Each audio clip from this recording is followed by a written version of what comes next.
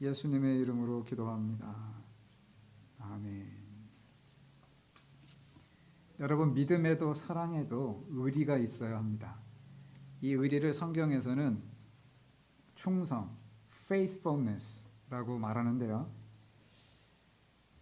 의리하면 제일 의리가 있을 사람이 성경의 베드로입니다. 남자답고 씩씩하고 용감하고 의리 있고. 그런데 그런 베드로가 예수님을 부인했다는 것은 충격적인 일입니다. 더군다나 그는 제자 중에 수제자였습니다. 죽어도 주님을 버리지 않겠다고 장담하던 자였습니다. 그런 베드로의 그 넘어짐, 무너짐을 여기서 보는데요. 우리는 이걸 보면서 베드로가 어떻게 주님을 배신하나 이렇게 쉽게 말하기보다 그 당시 베드로가 그랬던 그 당시의 정황을 우리가 좀 살펴볼 필요가 있습니다. 왜냐하면 그 당시 분위기는요, 사실 살벌했어요. 지금 모든 것이 예수님을 사형으로 몰고 가는 분위기였고 다 그렇게 짜여져 있었습니다. 제자들이 느끼고 있었겠죠. 그리고 지금 베드로가 서 있는 장소가 어디냐면 대제사장의 집들 아닙니다. 거기는 유대인의 법정이나 마찬가지고요. 사내들인 공연이 모여있고 살기등등한 유대 종교 지도자들이 예수를 어떻게든 제거하려고 지금 같이 행동을 하고 있는 그런 장소입니다. 한마디로 호랑이 굴인 거죠. 호랑이 굴. 여기 보면 가야바의 안나스에게로 먼저 끌고 갔다 그랬는데 안나스는 대제사장의 장인이다 그랬지만 사실은 안나스도 대제사장입니다. 본래 그가 대제사장이고 그 지금 평생직인데 로마 정부가 이 가야바가 반로마다라고 생각해서 파면을 시켜버렸어요. 강제로. 그리고 그 사위인, 그러니까 유대인들이 너무 반발할까 봐 그 사위인 이 가야바를 대제사장으로 다시 세운 거죠. 저도 항상 헷갈려요. 가야바가 안나스. 네. 그러니까 사실은 유대인들은 그 당시에 대제사장을 두 사람으로 생각했어요. 원래는 한 사람이어야 되는데 본래 대제사장인 안나스, 그 다음에 또 로마 정부에서 세워서 지금 공식 직무를 하고 있는 가야바 대제사장. 백성들의 마음에는 두 사람이 다 제사장이었던 거죠. 그래서 지금 원로에 대한 그 존경심으로 먼저 끌고 가도 안나스에게로 먼저 장인에게로 끌고 간 거죠. 아무튼 그 뜰에서 이런 일이 벌어지고 있을 때 우리는 여기서 베드로가 변심을 했다, 배신했다라고 말하기보다는 이 호랑이 굴 같은 대제사장의 집 뜰까지 베드로가 찾아갔다, 제 발로 들어갔다는 것을 인정해 줘야 됩니다. 무엇이 그를 거기까지 가게 했을까? 그것은 주님께 대한 사랑과 애착이었을 거예요. 주님을 구해낼 힘은 없지만 그 주님이 그래도 어떻게 되는지 끝까지 지켜보고 싶은 마음. 나도 같이 체포해라. 죽이려면 나도 죽여라. 이렇게 말하진 못하지만 주님을 떠나지 못하는, 주님 곁에 있고자 하는 그 베드로의 마음을 우리는 알 수 있습니다. 3번이나 주님을 부인했다는 것은 사실 부끄러운 일이죠. 그거는 핑계를 댈 수 없는 일입니다. 그러나 여러분, 이렇게 1번, 2번, 3번 이게 노출이 되고 지적을 받으면서도 거기를 떠나지 않는 베드로의 마음도 우리는 이해해야 합니다. 그렇잖아요. 보통 이렇게 어려운 상황에서 이제 발각이 되면 자기도 같이 죽을지 모르는데 벌써 한 사람이 또 그 사람이 제자인데 라고 베드로를 노출시켰는데도 떠나질 않아요. 계속 붙어 있어. 2번째, 3번째 그런 지적이 나오는데도 베드로가 거기 있다는 것은 뭘 말해주는 걸까요? 베드로는 주님을 떠날 수가 없었던 거예요. 이미 한 번 주님을 버리고 도망갔었지만 지금 호랑이 굴까지 들어온 베드로는 또 주님을 버릴 수는 없었던 거예요. 그래서 어떻게든 주님 곁에서 지켜보려고 지금 하고 있는 겁니다. 우리가 그 베드로의 마음을 헤아린다면 여기서 베드로는 주님을 배신했어 라고 딱 말하기보단 저 같으면 이건 배신이 아니라 사랑의 한계예요. 베드로가 가졌던 연약함과 한계예요. 오늘 저와 여러분도 이런 모습일 때가 있지 않나요? 주님을 분명히 사랑해요. 주님을 믿고 따르려고 해요. 그런데 우리 한계가 있어요. 주님은 우리 위해서 목숨까지 버리고 끝까지 가셨지만 우리는 거기 끝까지 가기 전에 멈춰버리는 우리만의 한계가 있다는 말입니다. 베드로의 경우는 죽음에 대한 두려움이었지만 어쩌면 저와 여러분에게는 내 삶의 스타일일 수 있어요. 난 항상 이렇게 살아왔어. 난 이게 편해. 하나님이라도 이걸 못 바꾸셔.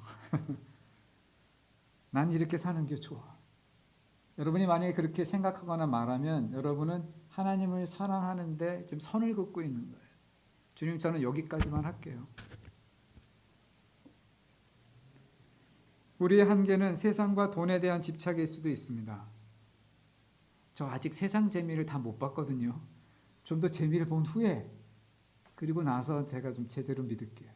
돈 좀 먼저 많이 벌어보고요. 그 다음에 여유가 생기면 교회도 열심히 가고 잘 믿을게요. 그러면 여러분은 지금 선을 긋고 계신 거예요. 그게 여러분의 사랑의 한계예요. 어떤 분에게는 그 한계가 자녀일 수 있습니다. 그건 곤란해요, 하나님. 그건 우리 애한테 마이너스가 되는 것 같아요. 싫어요. 우리 애가 불편해요. 그게 여러분의 한계입니다. 어떤 때는 우리의 논리적인 사고가 한계입니다. 나는 하나님의 하시는 일을 이해 못하겠어. 성경은 좀 비과학적인 것 같아. 좀 논리에 맞지 않아. 그래서 믿기가 힘들어요. 여러분, 하나님은 이 모든 것보다 훨씬 크신 분인데 우리는 우리의 작은 머리로 또 우리의 작은 삶으로 자꾸 선을 긋고 한계를 지어서 하나님을 믿고 따르려고 해요. 이런 한계에 우리가 부딪힐 때 우리는 주님을 두 번째, 세 번째, 다섯 번째, 열 번째로 놓고 있는 겁니다. 가끔 이걸 우리가 깨달을 때가 있어요. 내가 하나님을 이렇게 뒤에다 놨구나. 그럴 때는 우리가 이렇게 회개도 하고 하나님 제가 실수했습니다. 용서하십시오. 이렇게 기도도 하지만 사실 여러분 근본적으로 우리가 그 한계를 넘기 전에는 달라지는 건 없어요. 다음에도 우리는 똑같은 선택을 할 거예요. 다른 종류의 일에서 또 비슷한 선택을 할 거예요.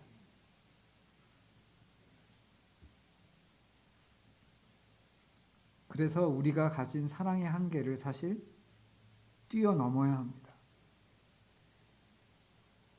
분명한 것은 우리가 하나님을 사랑하는 만큼 하나님의 능력도 성령의 강한 역사하심도 나에게 나타난다는 사실이에요. 우리가 이 한계를 넘지 못하면 우리의 삶도 우리가 하나님께 받으려는 축복도 그냥 거기서 멈추고 말아요. 로마서 8장에서 뭐라고 이야기하십니까? 하나님을 사랑하는 자, 그 뜻대로 부르심을 입은 자들에게는 모든 것이 합력하여 선을 이루느니라 라고 약속하셨어요. 하나님을 존귀히 여기는 자를 하나님이 존귀히 여기고 멸시하는 자를 멸시하겠다고 하셨어요. 베드로도요, 죽음이 두려워서 부인할 때는 낙향해서 그냥 다시 고기잡이 업으로 돌아가 버려요. 그러나 그가 성령 받고 목숨을 걸고 나가서 두려워하지 않고 설교하고 전도했을 때는 그 한 번의 설교에 3,000명이 회개하고 돌아오는 놀라운 역사가 일어납니다. 전무후무한 일이 일어납니다. 그러니까 베드로가 주님을 사랑하는 뜨거운 마음으로 한계를 넘어서 성령의 충만함을 입고 나아갈 때 역사가 일어나더라는 겁니다. 같은 베드로인데 너무나 다른 모습인 거예요. 바울도 그렇죠. 교회를 예수를 핍박하다가 예수를 알고 나서 예수를 사랑하게 되니까 내가 차라리 몸을 떠나 주님과 함께 있고 싶다. 그 얘기는 지금 내가 원하는 건 죽어서 세상을 떠나 천국에서 주님과 함께 사는 것. 그렇게 자신을 내놓아 버리니까 세계 선교 여행을 3번이나 하면서 수많은 교회를 세우고 많은 사람을 전도하고 바울만큼 많은 전도를 한 사람도 없고요. 배가 파손되고 매를 맞고 40에 하나 감한 채찍질을 3번이나 맞으면서도 그는 항상 기뻐했습니다. 영적인 슈퍼맨이 됐어요. 주님을 사랑하니까 한계를 넘게 되고 주님이 주신 놀라운 능력과 그 사명을 감당하는 것을 봅니다. 저와 여러분도 한계를 넘어야 돼요. 안 된다 하지 말고 그냥 내가 그어놓고 그 안에만 있지 말고 가끔은 무모해 보여도 그 사랑의 한계를 항상 넘을 수 없다면 가끔씩이라도 넘어야 합니다. 1번, 2번, 3번 넘다 보면 그 다음엔 넘어갈 수 있게 돼요. 어떻게 한계를 넘을 것인가? 설교를 준비하면서 고민해 봤는데요. 첫째로 우리가 해야 할 첫 번째는 솔직히 우리의 한계를 인정하고 고백하는 것입니다. 인정하고 고백한다고 당장 달라지는 건 없어요. 그러나 베드로도 닭이 울었을 때 자기가 한 일을 깨닫고 예수님이 하셨던 예언도 생각이 나면서 밖에 나가서 심히 통곡했다 그랬죠. 마태복음에 기록되어 있습니다.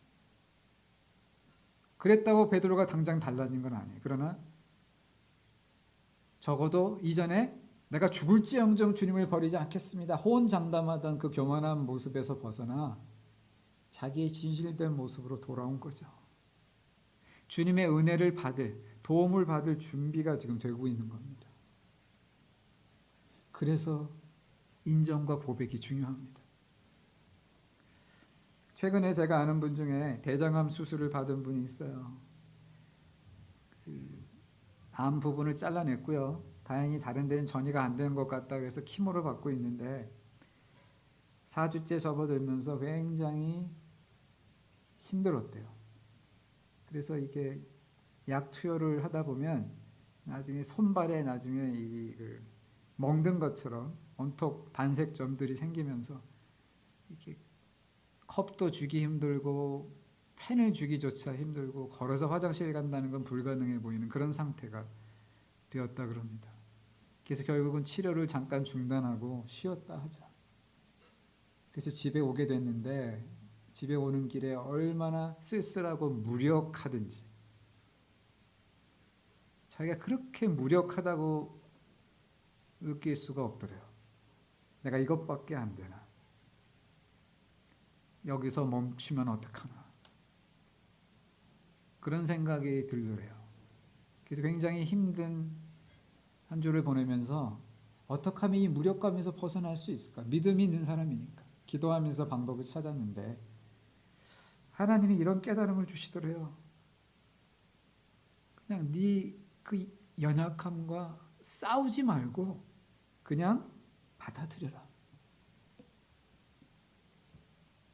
암도 싸우지 말고 그냥 받아들여라. 그 다음은 내가 할게. 하나님이 그렇게 말씀하시는 것 같더래요. 그러면서 자기의 살아온 삶을 이렇게 돌아보니까 자기는 그동안 계속 싸우면서 살아왔더래요. 잠과도 싸우면서 잠자는 시간을 줄여서 일하고 자기가 좋아하는 일을 하려고 애썼고 자기의 연약함과 약점을 보이지 않으려고 자신과도 싸웠고 다른 사람에게 내 의견을 관철시키기 위해서 싸웠고 심지어 사랑하는 자식과도 싸웠고 근데 생각해 보니까 이것들은 자기가 벗삼아야 될 것들인데 그동안 싸우면서 살았다는 거예요. 잠도 하나님이 자기를 쉬게 하시려고 주시는 거고 다른 사람들도 같이 협력하고 도우라고 주신 사람들이고 자신의 약점도 자기 한 부분이고 자기 자식은 뭐 정말 사랑해야 될 존재죠. 말할 것도 없는데 내가 컨트롤 하려다가 보니까 자꾸 싸우게 되더라는. 사실은 이 모든 것을 사랑하고 끌어안아야 될 대상들이었는데 조종하려고 싸우면서 살아왔구나. 헛수고를 했구나. 그런 깨달음을 가졌다 그래서 제가 와, 저도 공감을 하면서 정말 좋은 것을 깨달았구나. 은혜구나라는 생각을 했어요. 여러분, 암을 이기려면 암과 친구가 되어야 한다는 말을 들으신 적이 있으시죠? 암에 걸렸다고 갑자기 일 다 그만두고 집에만 틀어박혀서 암만 생각하고 이걸 어떻게 해야 되나 고민하면 키모를 안 받아도 머리가 빠지는 거예요. 그러나 암에 걸렸다는 사실을 그냥 받아들이고 자기 하던 일을 뭐 똑같이 할 수는 없겠지만 줄여서라도 계속 해나가면서 그냥 자기 삶을 유지해 가는 사람이 오히려 암에서 회복할 가능성이 높다는 겁니다. 그래, 암, 너 내 안에 있다는 거 알아. 그래, 앞으로 잘해보자. 뭐 이렇게 암과 같이 사는 법을 배워야 된다는 거예요. 쉽지는 않지만요. 나는 네가 내 안에 있어도 내가 하고 싶은 일을 계속 할 거야. 난 너에게 매여 있지 않을 거야. 뭐 네가 내 안에 계속 있든 떠나든 그건 네 자유야. 하지만 나는 내가 하고 싶은 일을 할 거야. 이런 담대한 태도가 오히려 암을 이겨내게 한다는 것입니다. 오늘 우리도 우리의 한계와 연약함을 깨달았을 때, 아, 이게 나구나. 이게 나의 한 부분이구나. 받아들여야 돼요. 뭐 그걸로 만족하라 그 뜻이 아니라 인정하라는 것입니다. 그리고 하나님의 도우심, 성령의 도우심을 구해야 되는 거죠. 로마서 8장 26절에 그러셨어요. 이와 같이 성령도 우리의 연약함을 도우시나니 우리가 마땅히 기도할 바를 알지 못하나 말할 수 없는 탄식으로 우리를 위하여 간구하시는 분이시라.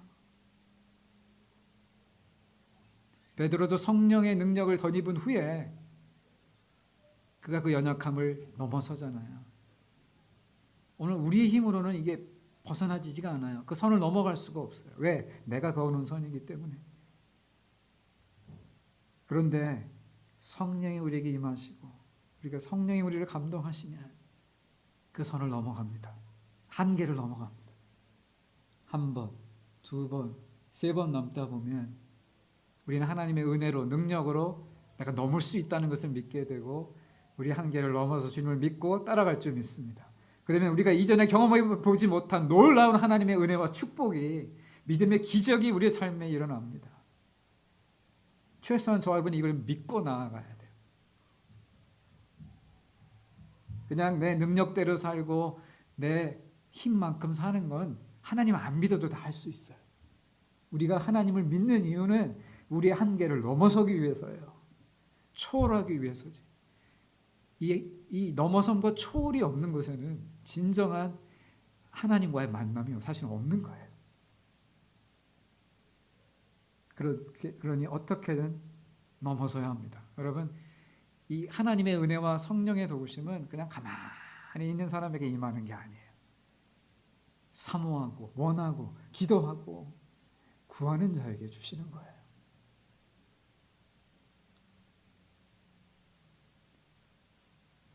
그리고 여러분, 또 한 가지, 우리가 우리의 사랑의 한계를 넘으려면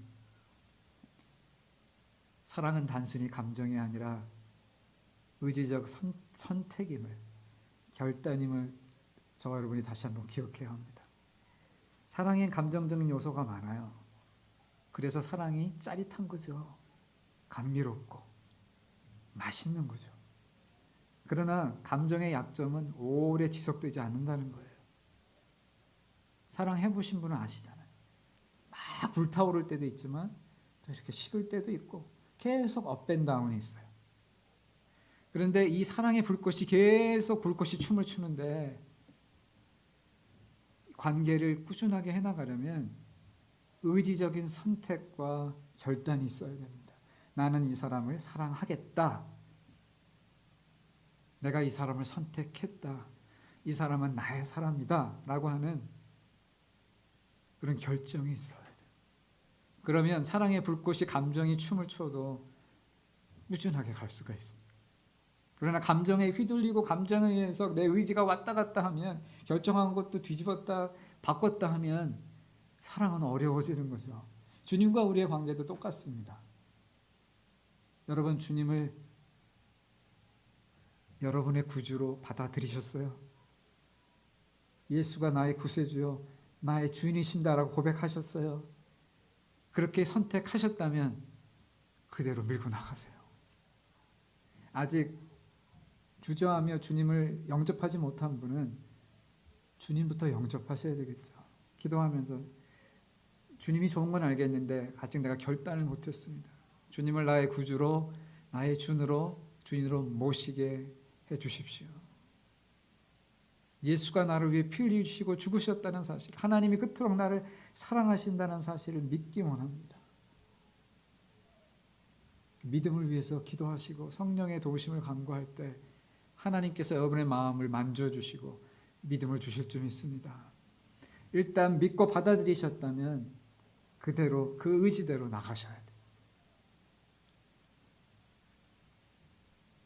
만약에 하나님이 우리를 감정으로만 사랑하신다면 이미 오래전에 하나님은 우리를 끝내셨을지도 몰라요. 하나님이 오래전 이스라엘 백성을 그 강대국이었던 초강대국이었던 이집트에서 탈출시킬 때에도 바로와 이집트를 10가지 재앙으로 쑥대밭을 만들어 놓고 홍해를 물처럼 이 땅 육지처럼 갈라놓고 이스라엘 백성을 끌어냈거든요. 엄청난 기적이었죠. 그것을 눈으로 보고 목격한 백성이 1년도 안 돼서 금송아지를 만들어 놓고 우상 숭배를 하고 하나님을 떠나요. 그때 하나님은 이미 이스라엘을 쓸어버리려고 하셨었어요. 우리도 크게 다르지 않을 겁니다. 은혜 받고도 어려워지고 힘들어지고 내 마음이 달라질 수 있는 게 우리예요. 그러나 하나님은 감정으로 우리를 사랑하시지 않으세요. 감정만으로 사랑하지 않으세요. 정말 우리를 사랑하고 싶지 않을 때도 하나님한테 있으실 거예요. 그러나 그때에도 하나님은 우리와 하셨던 약속을 기억하시고 예수님이 우리를 위해서 피 흘리셨다는 사실을 기억하시고 우리를 사랑하기로 다시 한번 작정하시는 거예요. 하나님은 작정하고 우리를 사랑하시는 거예요. 그러니까 우리도 작정하고 하나님을 사랑해야 돼요. 그래야 한계를 넘어설 수 있어요. 분명한 것은 우리가 원하는 것 이상으로는 하나님을 사랑하지 못한다는 거예요. 우리가 원하는 것 이상으로 넘어갈 수가 없어요. 그러니 원해야 돼요. 주님을 사랑하기 원합니다. 죽기까지, 끝까지 변함없이 주님을 사랑하기 원합니다. 그런 원함이 우리에게 있을 때 성령의 도우심과 우리의 믿음의 의지적인 결단으로 우리의 한계를 한 번 넘어서고 두 번 넘어서고 세 번, 10번, 20번 넘어서면서 우리는 결국 우리 자신을 초월하게 되는 겁니다. 하나님을 사랑합시다. 하나님은 우리를 위해 모든 것을 주셨습니다. 아들의 생명까지도. 어쩌면 하나님의 자존심마저 내려놓고 우리를 사랑하셨어요. 이제 우리를 가로막을 수 있는 건 아무것도 없습니다.